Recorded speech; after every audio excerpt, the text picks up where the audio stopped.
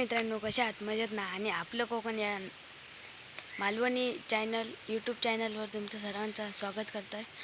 आणि ही माझी बहीण असा हिका आज घेऊन येईल फणस काढूक.